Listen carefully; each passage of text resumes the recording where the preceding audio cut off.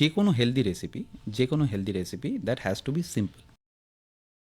তার মধ্যে যত কম মশলা, সেটাকে যতটা অ্যাজ ইট ইজ রাখা যায় সেটাই হেলদি। ইভেন ইস ইনক্লুড ভেজিটেবল, ইস ইনক্লুড এনি প্রোটিন, সব কিছু। এবার তার মধ্যে ফ্রাই করাটা একটু মানে সেই ক্ষেত্রে ঠিক নয়।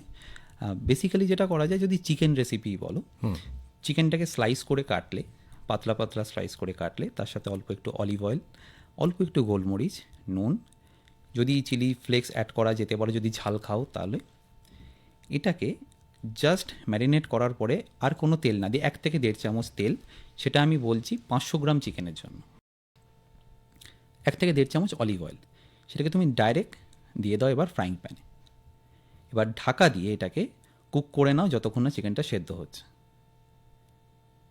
চিকেনটাকে তুলে নিলে সিম্পল রেডি। তার সাথে তুমি একটু সতেড ভেজিটেবল বা ম্যাশ পটেটো বা হার্ব রাইস, যেটা তোমরা হোটেলেই এত বড় করে খাও, এত টাকা দিয়ে খাও, এটা এতটাই সিম্পল।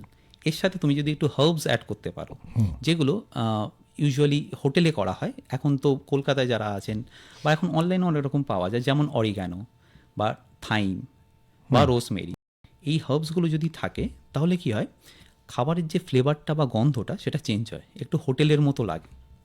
তো সেক্ষেত্রে এই যে একটা বোরিং ব্যাপারটা সেটা চিকেন থেকে চলে যায়।